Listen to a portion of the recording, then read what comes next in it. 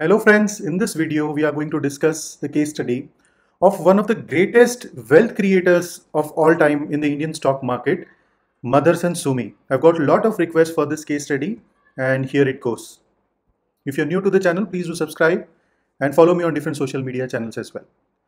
So Motherson Sumi is world's 22nd largest auto component manufacturer company. And now the company is not restricting itself to auto components manufacturing. It is diversifying. It is using its existing technologies and facilities to diversify into other segments like aerospace and medical sciences. This company is not having plants just in India, but it establishes plants wherever it has a market potential and wherever the customers have requirements. So that is something very special about them.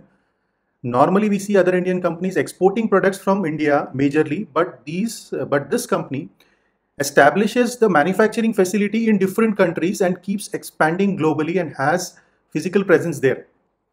So you can see that it has 230 plus facilities across the globe in more than 41 countries. So you can see the scale of operations of this company. Another special thing about this company is that it comes up with a 5-year plan. For every 5 years, it makes a 5-year plan and publishes it openly in the annual report.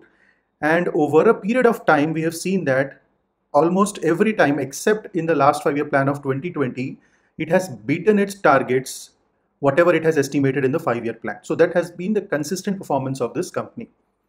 Some investor who had applied for a Motherson Sumi IPO would have got a CAGR of 32% for a period of 27 years. So that the number may not look so large if you see this way, but if you put it in an Excel and calculate and see, this will be a very big figure. So how did it start? It started with a mother and son duo doing some trading business in silver, and later they started auto component manufacturing. So there was an association within Motherson Group and a group from Japan for a technology arrangement which is called Sumitomo Wiring Systems. And later in 1986, Motherson Sumi Systems was established. And even now the SWS group continues to be a major partner in their business. Now let's talk about the management of the company. The chairman of this company is Mr. Vivek Chand Saigal, who is a well-known veteran in the industry. He's the founder of the group along with his mother. He did his schooling from Birla Public School in Rajasthan, and he did his bachelor's degree from University of Delhi. From 1975 to 95, he served as a managing director, actively participating in day-to-day management of the business, and later he transformed into a chairmanship. In 2016, he won the Entrepreneur of the Year award from Ernst & Young, and as of now, he's the 71st richest Indian as per the Forbes list with a wealth of about $2.04 billion. His son, Mr. Laksh Vaman Sehgal, is also the director of this company. He is a Master of Finance from Columbia University, and he has worked in MSSL's partner firm, which is Vobo Group earlier. In 2009, he joined this family business, and interestingly, while he was doing this along with his father, one fine day, Mr. Sehgal allotted the entire management as a CEO to Mr. Laksh of a subsidiary in Germany, which was a loss-making subsidiary. And he entrusted the entire responsibility on him to turn around the company. As per the expectations and guidance of his father, he did the turnaround and turned that company into a profitable company. And that's how his actual potential came out. Presently, he is also the vice chairman of Samvardhana Motherson International Limited, which is a holding company of this group. And he is also focusing on latest innovations through a segment called Motherson Innovations within the company and developing new products and technologies like Dashboard X, which are futuristic dashboards of auto vehicles. Now let's talk about the history and milestones of this company. In 1975, it was started as a small silver trading business by a mother and son duo. In 1977, they started their first cable company. In 1983, the first automotive component wiring harness business was produced for Maruti Suzuki. In 1986, there was a joint venture between Motherson Group and the Sumitomo Group, as we have discussed. In 1991, they started the first wiring harness business for commercial vehicles, and they started with the Tata Group. In 1993, this company got listed in the stock exchange. In 1995, there was a partnership with the first international brand, which was Mercedes. In 1997, they started exports first time for Hyundai, and also they had a collaboration with Ford. In 1999, there was the first international office established in Austria. In 2000, they started releasing their 5-year plans in the annual reports publicly. In 2001, they entered in the first partnership for off-road segment with a company called Caterpillar. In 2002, they did their first acquisition with a company called Wexford Electronics. So from this, their acquisitions journey began, and acquisitions for this company is also a very interesting area, which you will see in the coming slides.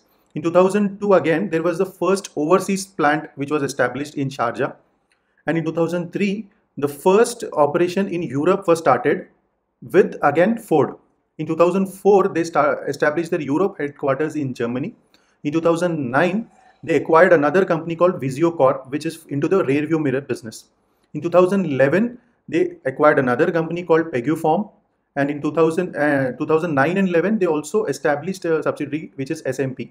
In 2014, they acquired another company which is into wiring harness business, which is called Stone Ridge, and they entered into the commercial vehicles business in USA. In 2017, a major acquisition happened, which is of PKC Group. And due to this acquisition, they became one of the leaders in the commercial vehicles market in America, Europe, and China. In 2018, another acquisition happened of Radel, a company called Radel. And with this, they had closer relationships with their French clients.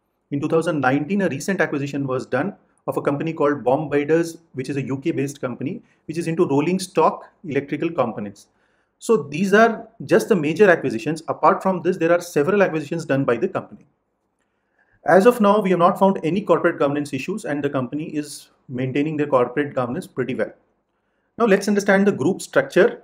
In fact, the company is trying to transition itself and simplify its group structure to create more efficiencies in business. On a broad basis, you can see that Samvardhana Motherson International, which is SAMIL, has a 33% stake in Motherson Sumi. So that is a parent company of Motherson Sumi, and Motherson Sumi has subsidiaries like PKC Group, which is a recent acquisition, 51% stake in SMRVP. So, and combinedly they have other subsidiaries also. So this is a old structure, which is a present structure, but they are now switching into this one. So after this, what will happen is the SAMIL, which is the parent company, will get merged into MSSL. So it will become MSSL will become the first parent company that will have a 100% subsidiary, which is SMRPB, and there will be a 33% stake in a company called MSWIL, and this will also be a listed company. And in MSSL, Sehgal family will have about 50% stake, Public will have about 32% stake, and the SWS, which is the technology partner, Sumitomo Group, will have a 17.7% stake. And for all these restructuring, the timeline is up to October 2021, which is an estimated timeline. So after this, what will happen? The shareholders will get some different shares in exchange. All that restructuring is a different topic which can be dealt in detail in another video. So what are the benefits for reorganizing this business? The company has a 3C 10X strategy where they restrict the amount of business from a single country and a single product to just 10%. So that will help in achieving that objective. The newer verticals will open for business.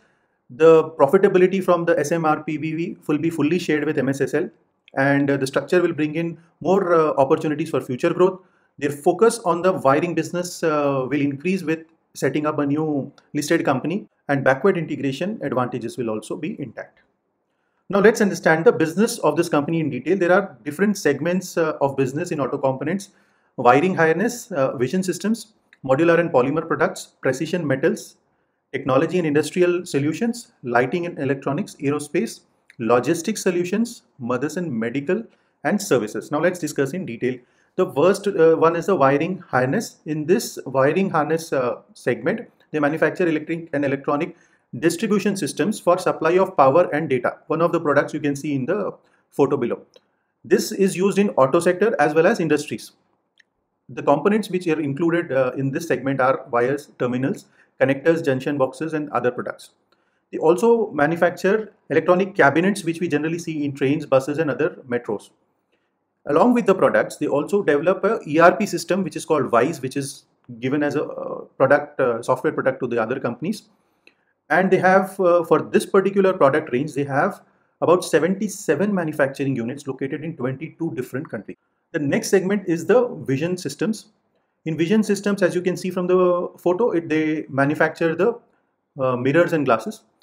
In this segment, this company is one of the largest in the world, and they supply products like rear view mirrors, interior exterior mirrors, camera based detection systems. This is supplied to almost all the major car manufacturers in the world, and they also manufacture critical components like light units, camera modules, and etc. For this vision systems, they have about 26 facilities across the globe in more than 15 countries. And with this, for this particular technology, they also have a joint venture with a Chinese company. The next segment of products is the modules and polymer products. In this, as you can see, the majority of the products are related to the plastic and other fabricated items. In this, the products covered are cockpits, door panels, airbag boxes, center and floor consoles. In exteriors, there are products like bumpers, front grills, spoilers, convertible roof components. So these are all, if you observe, the plastic related or fabricated products. So along with the interior and external products, they also do the under bonnet products which are made of polymer. For this segment, they have about 98 facilities located in more than 24 countries. And they manufacture these products even for passenger vehicles and commercial vehicles and large trucks also. And for manufacturing these products, they have different joint ventures for with companies in different countries like Spain, China, Italy, and Slovakia. The next segment is for precision metals and modules. This segment manufactures all the auto components which are metallic in nature. They cover modules, precision machine tools, body parts, and process equipments.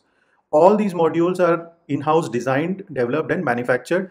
And for the metal segment, they have 24 manufacturing facilities in 4 different countries. And again, for the metals, they have joint ventures with all the industry leading companies. The next segment is technology and industrial solutions. This segment provides support to the other Motherson Sumi segments as well as outside customers by developing different IT products, prototyping, validating, and different tool designing. This segment is also into healthcare IT services like development of applications, ERPs for different external clients. They also manufacture in this segment GPS trackers and OBD devices. And for this segment, the company has about 16 manufacturing facilities in 7 countries. The next segment is related to lighting and electronics.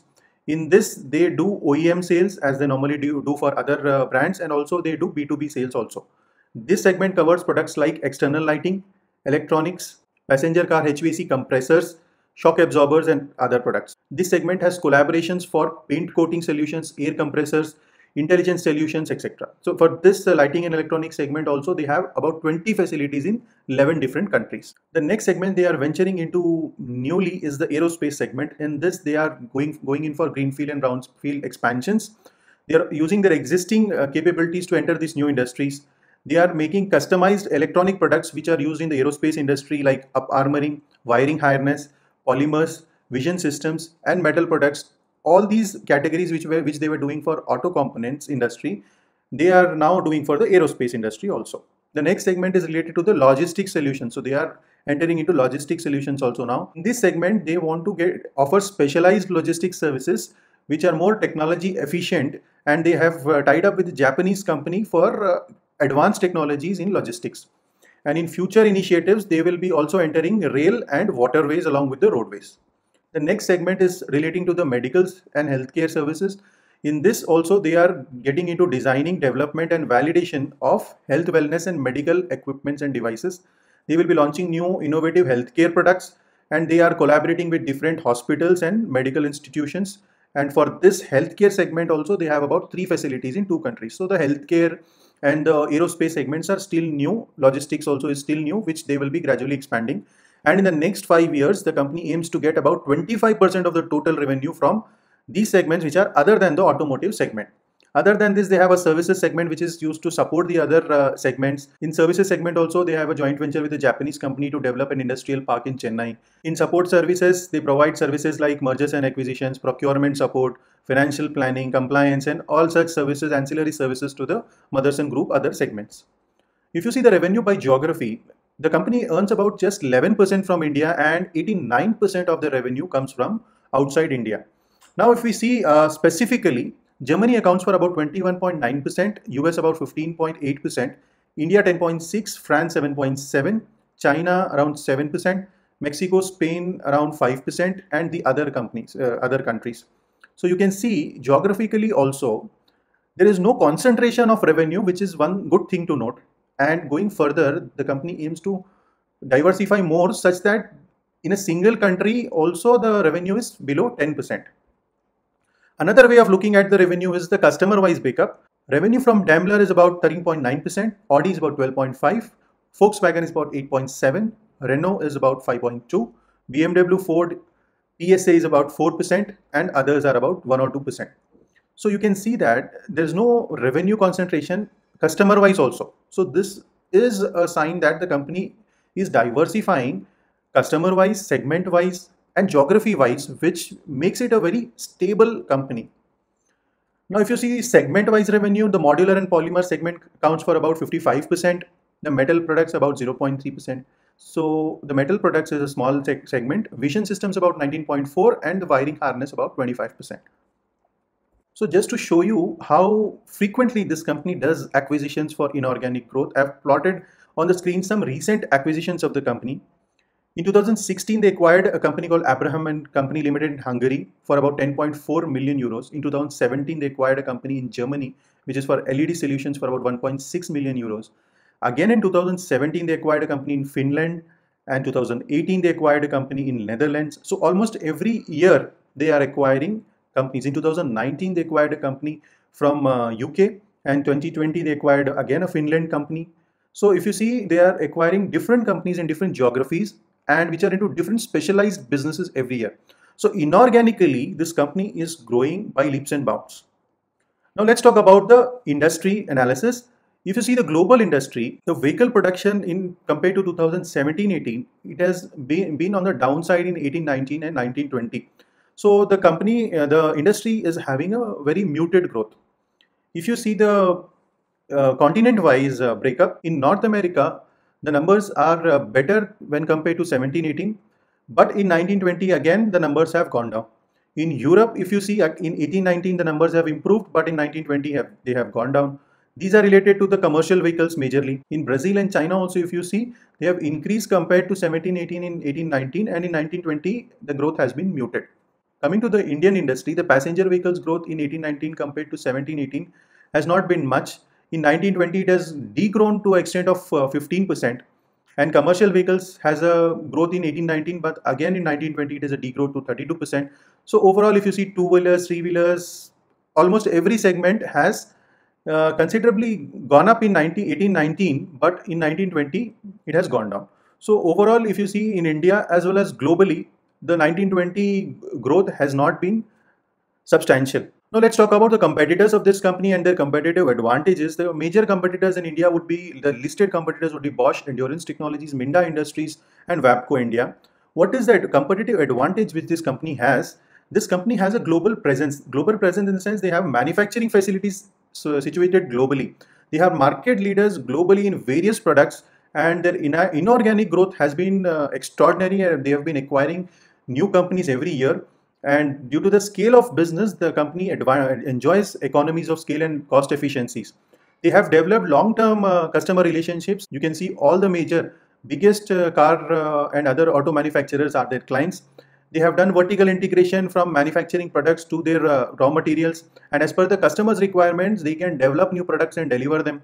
Right from concept to product, they can do the entire thing. They have the complete value chain, and they have also tried to digitalize their manufacturing facilities and bring in automation.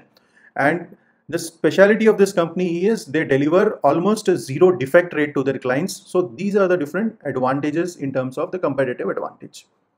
Now let's talk about their 5-year plans. If you see in 2000, it was the first 5-year plan which they announced. They targeted a revenue of 0.02 billion and they achieved a revenue of $0.04 billion. In 2005, they targeted at 0.23 and achieved 0.24. In 2010 also, they crossed the benchmark of $1 billion and achieved $1.5 billion.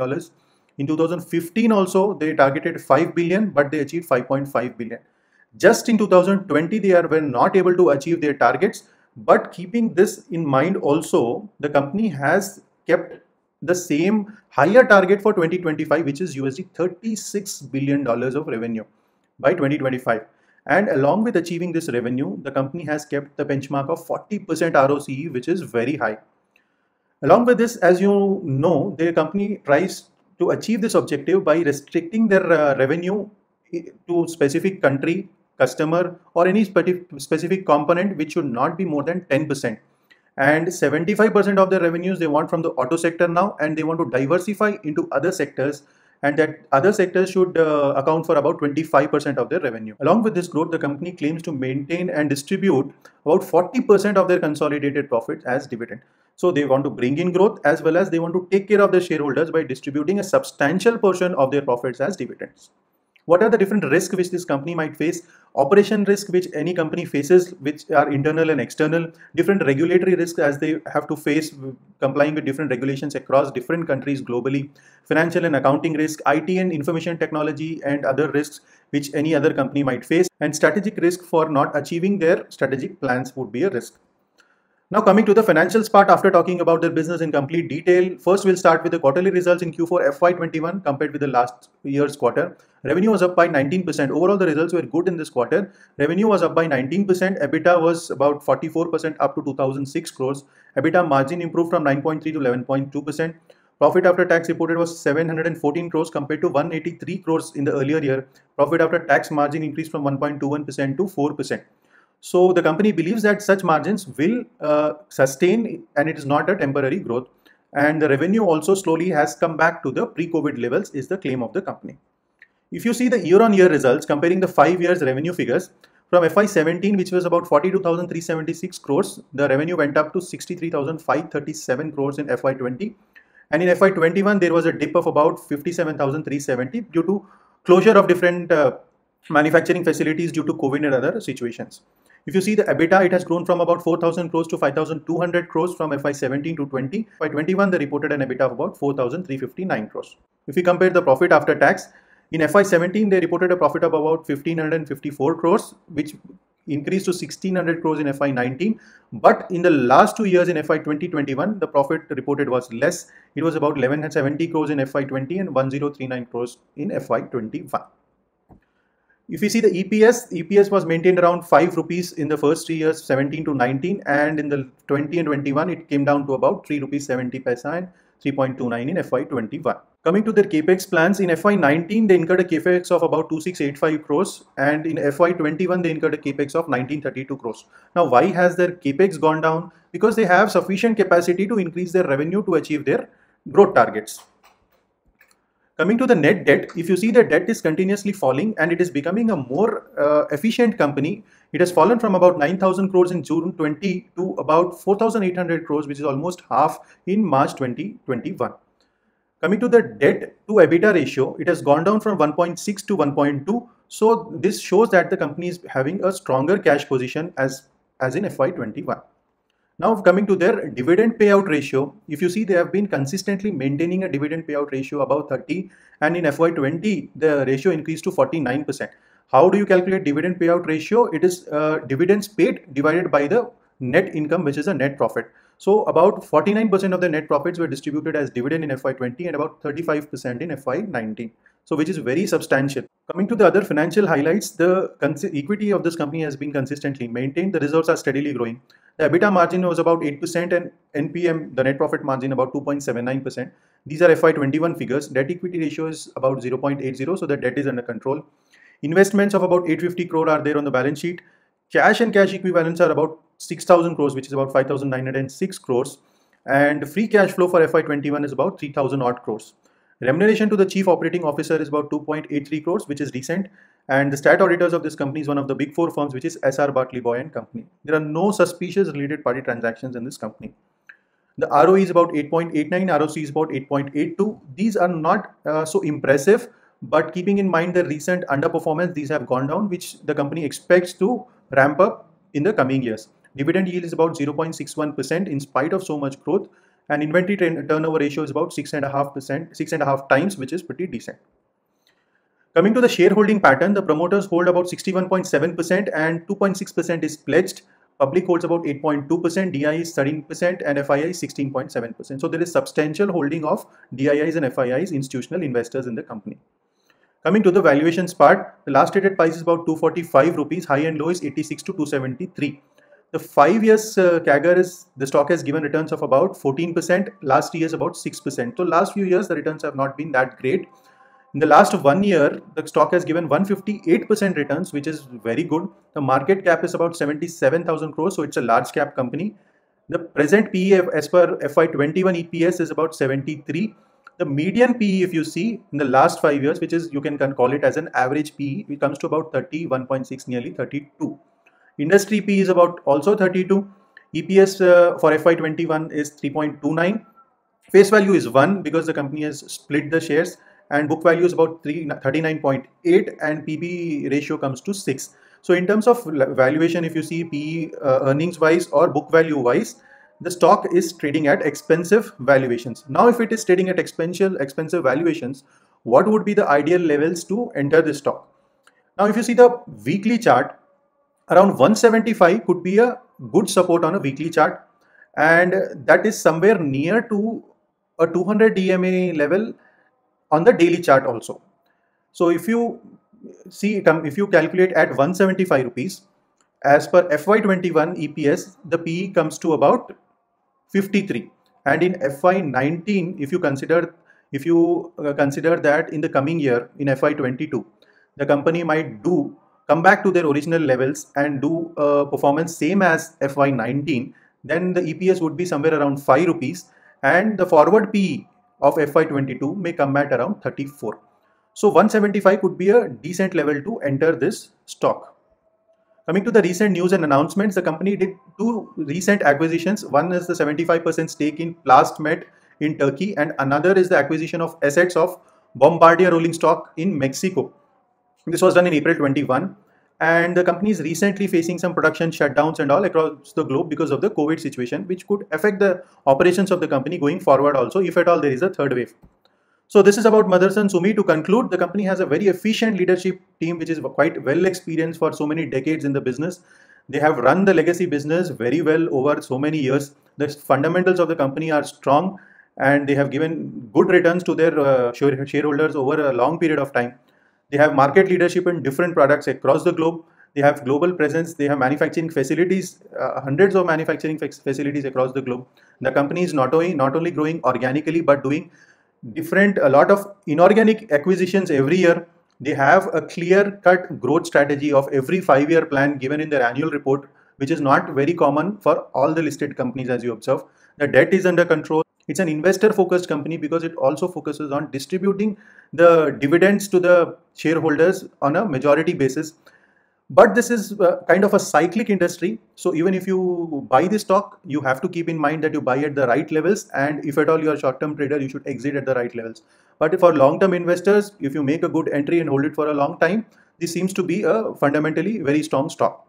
Valuations at present, they are expensive. And as per our technical and valuation analysis, you can enter at a comfortable level as we have discussed. So this is about Motherson Sumi. This is only a case study for education purpose. You may do your own analysis and invest as per your investment decisions and at your comfortable levels of entry. So thank you for watching this video. I hope you like this analysis. And if you want me to make more videos on your favorite companies, leave the names of the companies in the comments below. Subscribe to the channel, hit the bell icon, and follow me on different social media channels as well. Thank you for watching this video and have a wonderful day.